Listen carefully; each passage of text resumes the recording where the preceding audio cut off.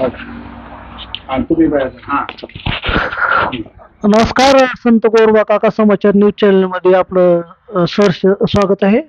आज एक गंभीर विषय घेऊन आज आपण आपल्या प्रेक्षकांसमोर आलो आहोत की आपल्याला माहित असेल एक 10 ते 20 वर्षापूर्वी एक पल्स कंपनी होती की जिथं म्हणजे आपल्याकडे आली असेल तशी कंपनी जुनीच होती. सुरुवातीला त्या कंपनीनं प्रत्येक म्हणजे सभासदाचे त्यांनी जिथे पैसे गुंतविले होते त्यांचे परतावे सुद्धा दिले. मात्र पुन्हा काही कंपनी अडचणीत आली व 10 ते 12 वर्षापासून काही लोकांचे पैसे मिळालेले नाहीत. तर त्यासाठी केंद्र शासनाने 2019ला एक बट्स 2019 हा कायदा करण्यात आला. त्या अनुषंगाने की ह्या ज्या कंपन्या आहेत, ज्या कंपनीने समजा परत फ्रॉड केलं, तर मी म्हणत नाही त्या कंपनीने सुद्धा मुद्दाम केलं, काय अडचण आली असेल तर ते काय लाभार्थी आहेत त्यांचे काही पैसे मिळालेले नाहीत. तर आपण त्यांच्याशी आज चर्चा करणार आहोत. पुढे काय नाव तुमचं? चंद्रकांत कोळे. तुमचे किती पैसे आहेत पल्स मध्ये? 5 लाख. 5 लाख रुपये हे दामदुप्पटवर ठेवले होते. तुमचं काय नाव? बालचंद्र तुकाराम लोमटे. तुमचे किती पैसे होते? 1 लाख रुपये. 1 लाख दामदुप्पट. दामदपटीचे टाकले होते. तुमचं नाव सांगा? अशोक कुंभार, कोलेगाव. किती पैसे? 1 लाख रुपये. दामदुप्पट. हा. तुमचं? पोपट सदाशिव कुंभार. माझे 5 जणांच्या नावावर, आई वडील आई भाचा आणि मुलगा आणि मी. माझे कमीत कमी 1,75,000 आहेत. 1,75,000. तुमचं? माझ्या पण 2-3 आरडी आहेत. त्या काय परत मिळाल्या नाही. त्याच्या अगोदर केलेल्या मिळाल्या होत्या पण त्यानंतर मिळाल्या नाही त्या. आणि जे काही एजंट काम करतात त्यांना विचारलं ते म्हणतात दिल्ली हायकोर्टात केस चालू आहे, निकाल लागल, पैसे मिळतील.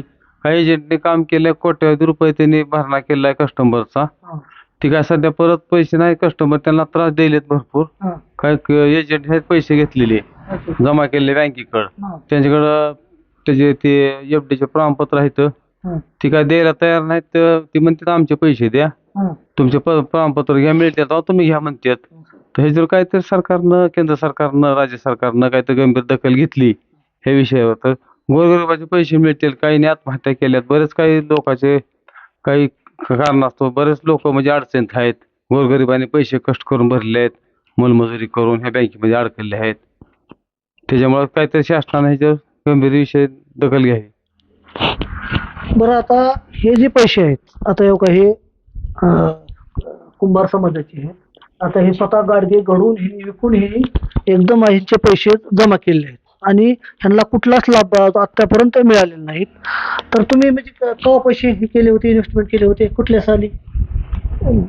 10-11 वर्ष झालं. हो.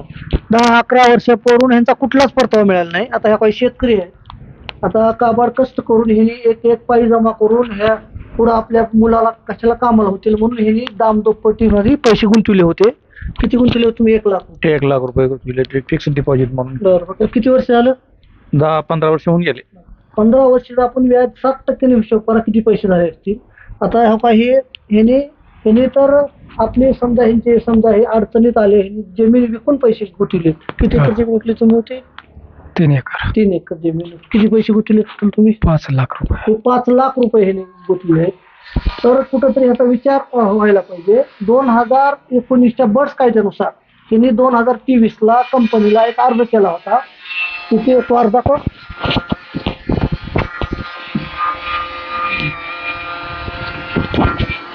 आणि त्या अर्जाची एक प्रत जिल्हाधिकारी, त्यावेळेस जिल्हाधिकारी 23 त्यांना सुद्धा त्यांनी दिलेलं होतं.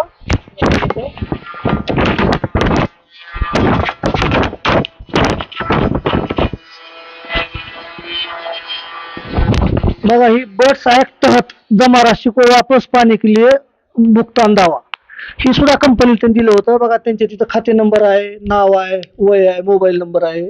आणि ही केंद्र शासनाचं जी पॉलिसी आहे त्या हिशोबाने हा फॉर्म भरला होता, पण अद्याप ह्यांना पैसे आलेले नाहीत. तर तुम्ही जर आता एजंट संपर्क साधला असता काय म्हणते? एजंट काय म्हणते बघू मिळेल केव्हा मिळायचं असं.